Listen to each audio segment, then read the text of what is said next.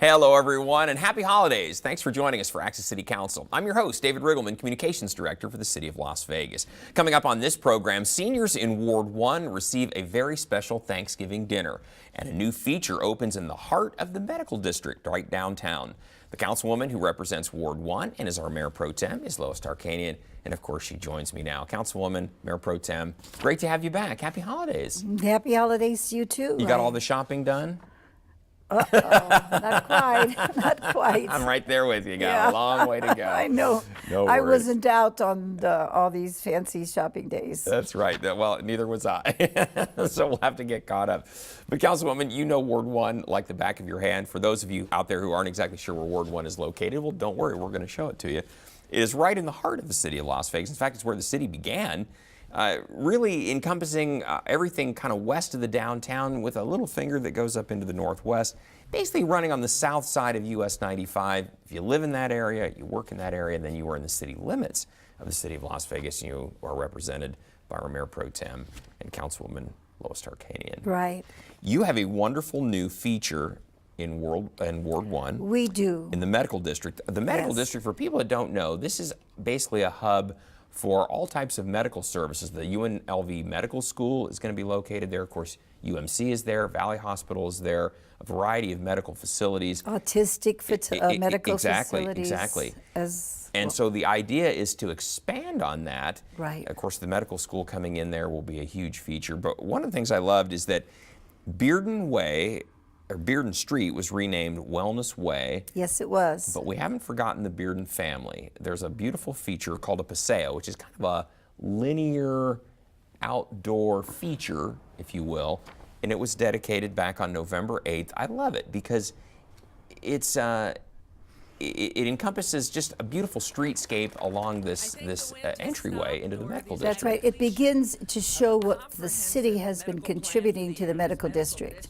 If you notice that street, the beautiful sign, these trees going up around there, and then this paseo where you can sit and relax and meditate, small area for the children to play, a little small area for exercise. But mainly, it's for meditation and just to relax there with families. That's right. Yeah, the Beardens had a ranch way back in the early days of Las Vegas. There you see it commemorated there. there. Well, that ranch was right on the area where the park is now. That's why it was called Bearden Way for a while, because it was the Bearden Ranch. And the Bearden Ranch, if you sit there now, you can just think of all the wild horses and all the horses they had running there.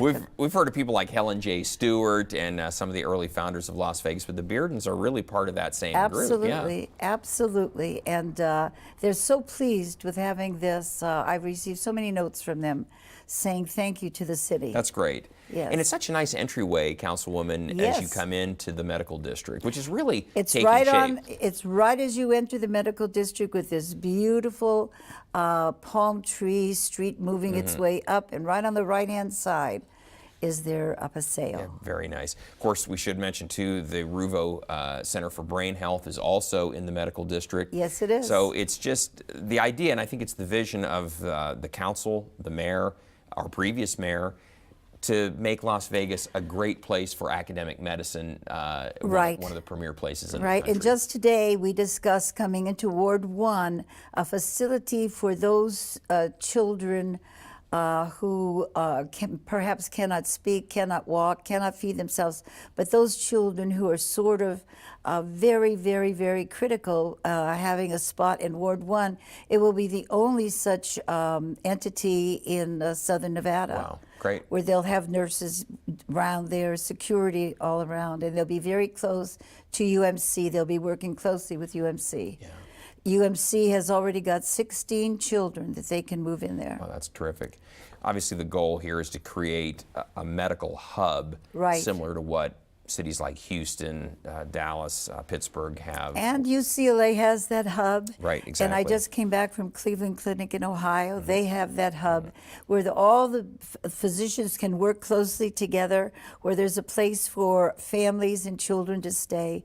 And that eventually will be what we will have there. Yeah, that's terrific. It'll take a little while, but it's coming. Yeah, and in the meantime, that paseo turned out beautifully. So, it did. Yeah, connecting connecting more or less Martin Luther King with the rest of the medical district. Right. So It moves from Martin Luther King up. yeah, very nice, very nice. Councilwoman, I love this too. On the City Council meeting on November 21st, the day before Thanksgiving, you recognized a gentleman named Nathaniel Montague. We try and keep up our parks, and we decided that we were going to enhance each one of them. And Baskin Park was one of them that we were going to expand and renovate.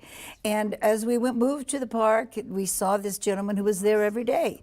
And there he is, the Magnificent Montague. And he got his moniker of Magnificent because he did so many things so well. He was a music arranger. He did a little bit of singing. He sang with Aretha Franklin Well, no and kidding. those contemporaries. This man is over 90 years old. Wow. And he's active. He goes out to the park every day. He's the perfect advertisement for you better get your exercise every day. And cognitively, he's sharp as a tack. And what he does is he goes and he every day monitors the park. If anything's needed, he lets us know. Wow. He does little bits of cleanup and things like that, but he's there every day. Well, Nathaniel, thank you so much for And your.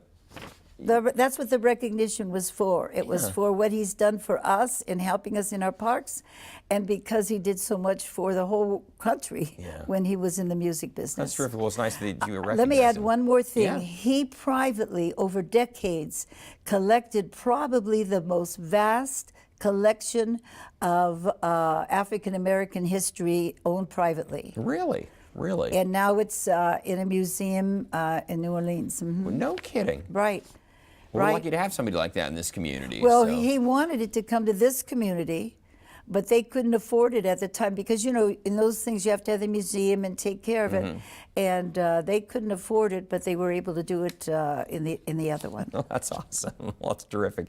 And nice of you to recognize him for his contribution here. He looks like he's going strong. He's going to do another 90 years, it looks like. Yeah, it So. looks like it.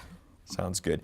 Councilman, I like this too. This was a first time ever for us in Las Vegas, but we were part of the International Day of Remembrance for Road Crash Victims. This took place on November 18th. It's always the Sunday before what is our Easter. Thanksgiving, Thanksgiving. Thanksgiving here in the United States. But this is recognized around the world that Sunday in November. It's an International Recognition Day, yes, for to those remember who... those who died in vehicle crashes. That's yeah. right. That's right. You know, either the vehicle causing the problem or the vehicle hurting just itself. Yeah, yeah, And we've had several, you know, who have died yeah. in automobile crashes, accidents, pedestrians that were walking across the street. And this was Robin Minet from my ward was there and said a few words in honor of all of the victims. Yeah. We wanted to support it. It was the first time it was done here at City Hall, and maybe it'll be continue to be done in the future. I think too, if nothing else, Councilwoman, the timing is important because it calls attention to maybe being extra safe, especially as we're heading into the holiday season. Unfortunately, every year we lose somebody during the holidays. Absolutely. Here, even this locally. year, every year. Absolutely, you're right. And so the idea is just be extra careful. You know the little girl who was out Trick-or-treating, trick or a few treating years and ago, got right? killed by a car as she's walking in the proper Sure. area. Sure. And we try and tell people, we try and educate people, but sometimes people don't listen. Yeah. I think you have to pay attention, and a lot of times we're not paying attention. That's exactly right. That's exactly right. That's what this event is all about too.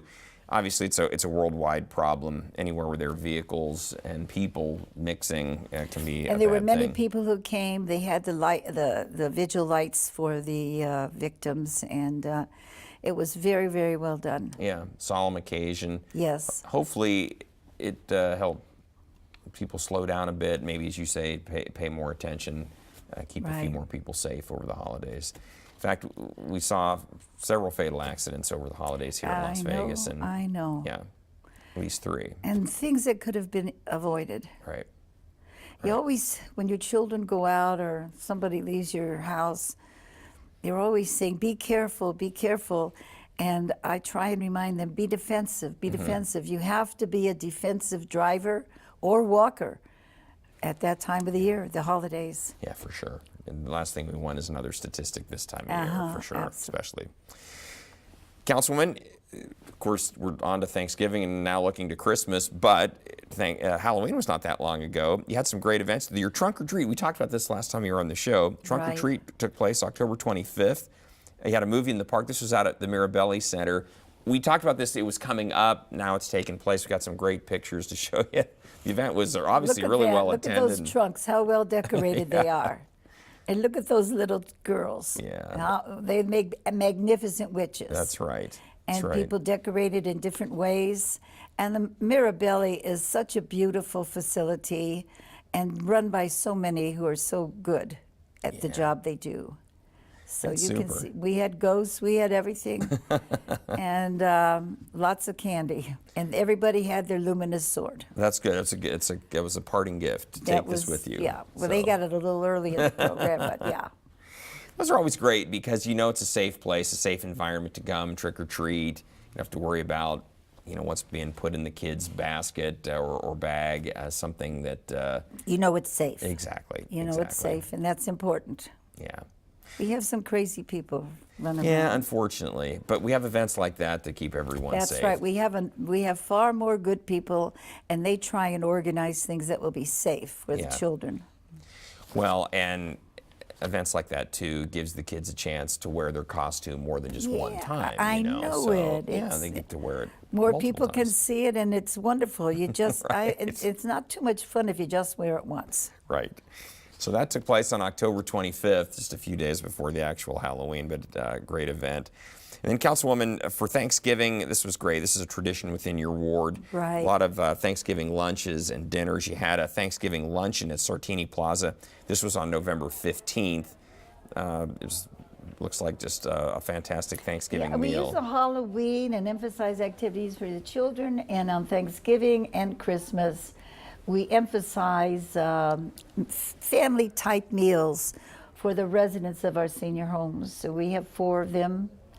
And this one was sponsored by Arizona Charlie's. They step up every year to do this. Every year we've honored them and had a special plaque for them for all the work that they do. And they love the food. See, I'm trying to get something to do to help out. Nobody gives me anything, so I get to walk around and talk with the people who are eating there. And there I am. And, it's wonderful. There's so much knowledge and so much experience in a senior home that it's a wonderful thing to do. That's the pies. Yeah, you can see they were very good. Lemon meringue and pumpkin and apple. Yeah, there they are. And then we had, that's Ann. She's giving out gifts. Nice. Christy Garner's helps us put together baskets. And this is from the city. Yeah. This is our emphasis for the seniors from the city. Yeah. Now, is it food that we're also giving out for later on, or what?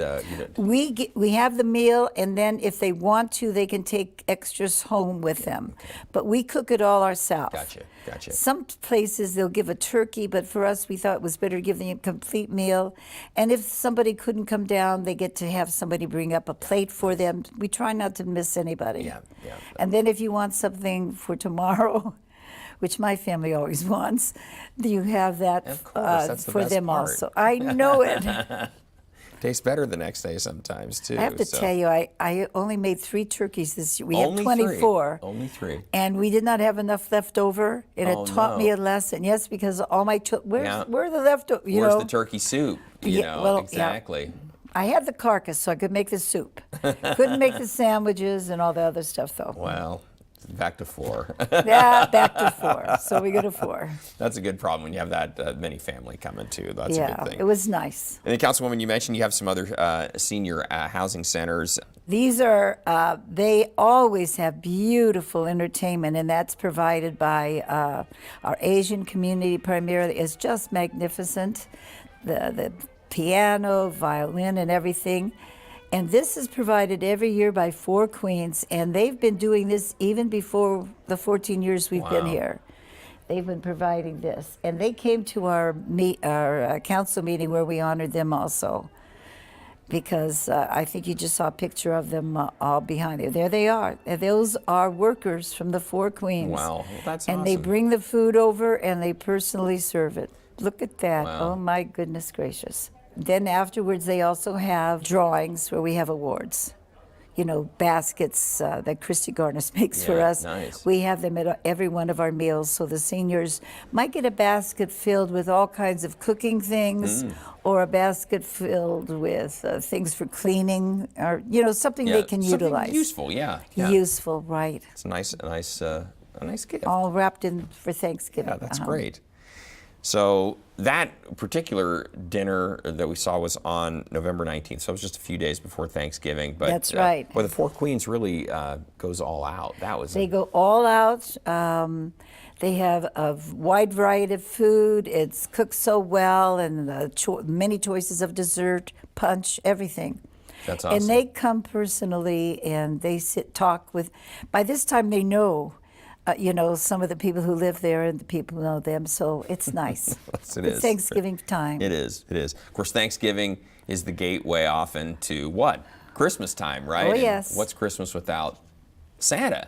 And Santa arrived at the Meadows Mall. I love this. Didn't come in a sleigh. Nope. No. He came in a helicopter, an air ambulance. I think In fact, his reindeers went on They're strike. resting. Yeah, they're They resting. said, "I'm resting. I'm tired." saving Let it the up for the big night. helicopter, let Nice. the new stuff take over.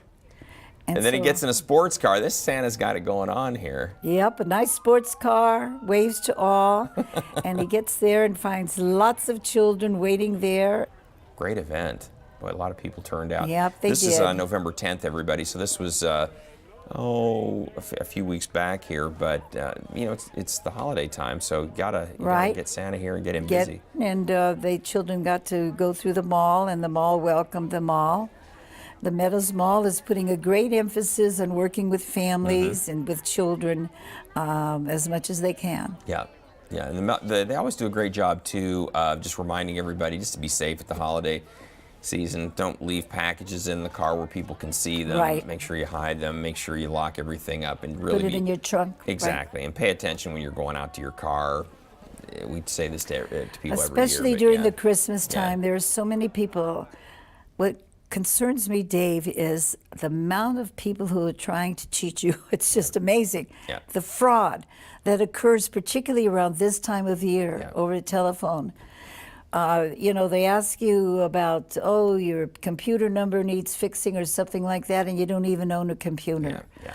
They'll tell you about some business, and you're not even involved in the business. Yeah. They are so blatantly aggressive in what they do, and I just hope the senior citizens and the younger people are aware of it. Sometimes they'll call me up, and I'll just say, I don't even know that, or I didn't do that, or I never lived there, But it probably doesn't do one bit of good. I tell them you're a crook. Yeah, and a Grinch for sure. I forgot. No question about it. It's the sign of our time. So be safe out there. Pay attention. Absolutely. And, And Merry Christmas. exactly Right. right. Well, Councilwoman, we have a special guest coming Yes, on the we show. do. Some changes are coming. We're going to talk about that. So stay right there, and we need you to take a short break. But when we come back, Cox Communication is making some changes. How will they affect you? A company representative is here to explain, and it's right after this.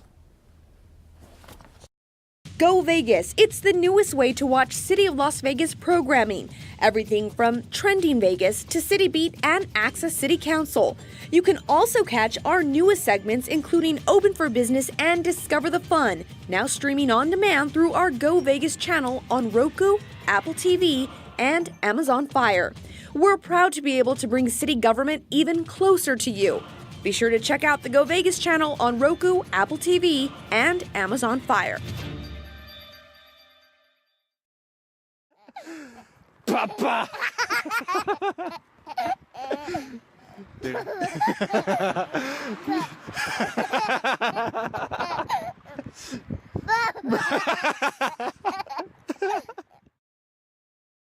Well, Thomas, you've got pre-diabetes. But with more exercise and a change in diet, it can be reversed. I've tried exercising. It just makes me hungry for bacon. I love bacon, too. And who really likes to exercise? Not me. Me neither. Nobody. So we're good? What? Oh, you still have prediabetes. Big time.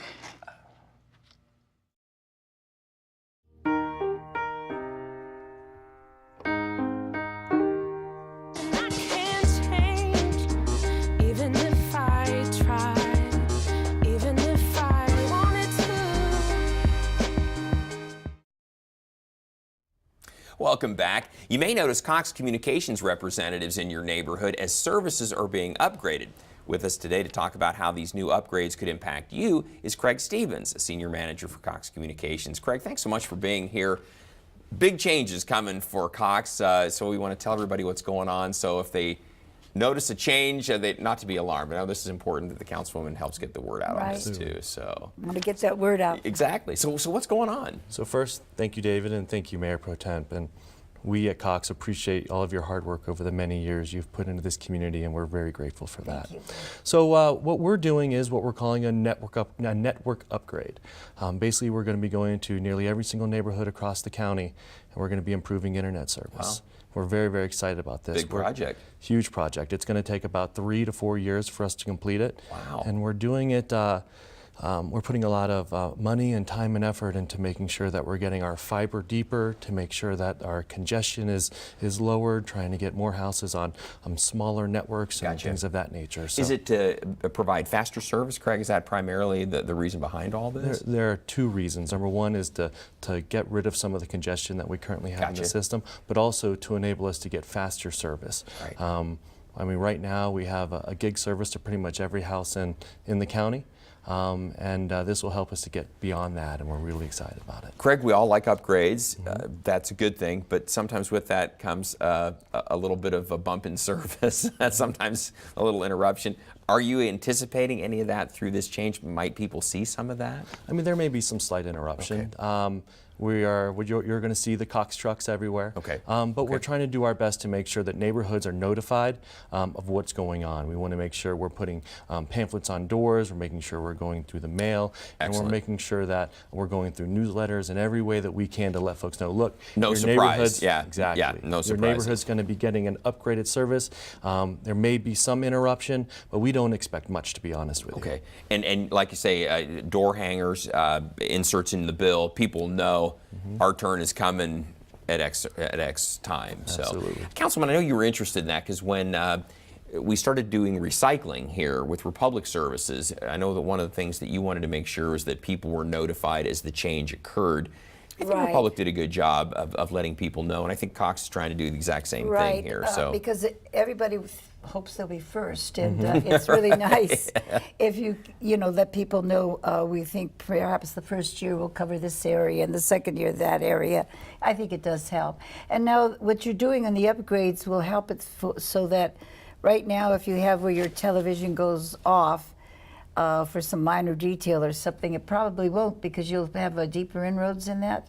Well, that's what we're hoping. We're hoping again that the congestion will be lessened, so that when everybody gets on the internet, that there's a bit more traffic that can go through. Good. I just recently read a study that said that in 2020 there's expected to be 50 devices connected to a home in a single Wow. home, Wow. and that's our iPhones. I mean, the people have security system, et cetera, et cetera. refrigerators, Yeah, even watering their own plants, true. right? Yeah, exactly. And so Craig. we have to make Everything. sure that we're fully prepared for the home of the future, and this is how we're going to do it. And it's Right. going to take a partnership with the cities and the local municipalities in order to get this done. And so we appreciate you allowing me to come on and talk And about if anybody has a question about any of this, or any other type of problem, in fact, on the bill is a number that you can call. Absolutely. And your questions will be answered. Absolutely. And if need be, if they reach out to your office and Right. you can get in touch with me directly, we're more than happy to do help that. in any Yeah. way we can. And we'll have Councilwoman's contact information before the end of the show. Tell everybody what that is. Right, and we'd be Craig- happy to do that. Craig, let me ask you this. Do you have a kind of a plan? I'm sure you do, but can you share with us what the plan is to roll out the change in service across the valley? It changes, to be honest with you. A lot depends on what the city of Las Vegas is doing in their construction. So we can get into certain neighborhoods more quickly. And we're really just trying to partner with everyone to make sure we're getting this done as seamless and as painless as possible. We do have some priority areas that we're interested in getting to first. But if I told you 2 months ago where we were going, those may have changed. And so before we do that, we want to make sure that everything is set. But this is going to begin in January, and it's going to be about a 3-year project. 3 years, all right. And again, the plan is to notify people through a variety of things. I love that you're going to put the door hangers on the door too. So it's like, I know it's coming to my neighborhood because somebody had to hang this on here. So it's not just something coming in the mail to tell me this is these folks are in the neighborhood now because or coming soon because here's the thing on my door. And you're going to be looking, for example, if the city is digging up for some reason or another, would you then maybe partner with them so we won't have one dig and then another dig? Absolutely. And that's what, because a lot of people complain about that. Tear up the street and then have to do Can't it again. people work together? And so I know that you're all trying to blend with each other so we don't have as much. Absolutely. It's going to take some strong coordination, and we're looking forward to that. It is. Craig, we are just about out of time. I'll give you the final word. Anything else you want to add that we've forgotten to ask? I just want to, we're very excited that our residents are going to get faster speeds, less congestion, and congestion. Congestion. Sure. And we're just very excited at this project, and we've been here for 20 years, Cox Communications, and we're very excited about the future. Just honored you at council for that, and so don't be alarmed if you see Cox trucks out in your neighborhood. They're supposed to be doing this, Absolutely. so it's okay. Yeah, know that they're there for the right reason. Exactly. Well, great job I think to you that's both. wonderful because I know how much people depend upon the service that you provide. Absolutely. Great job to you both. I want to tell everybody out there, you mentioned this, Councilwoman, hey, we always want to hear from you. So if you have something you'd like to share with Mayor Pro Tem Tarkanian, you can always find her on Facebook. And if you leave a comment, we could use one of your posts on our next show. We'd love to hear from you. You can also contact the Councilwoman just by picking up the phone, 702-229-6405, or send her an email. Her address is ltarkanian@lasvegasnevada.gov. And if you have a Cox Communications question, she'll be happy to pass it on to Craig for you. So, Craig Stevens, thank you so much for being here. Great work. Happy holidays to you. You too. Merry Christmas to everybody. And to you as well. Just and have we'll a see you. wonderful time. We'll see you back on this show after the first of the year. See After you next the year, first, Councilwoman. see us all next year. Yes. Okay, thanks, Craig. And we want to thank you for joining us for this edition of Access City Council. Don't miss our next show beginning on December 6th with Councilwoman Michelle Fiore. And don't forget, you can watch us live on the internet at kclv.tv. We'll see you next time around, everyone. Thanks so much for joining us.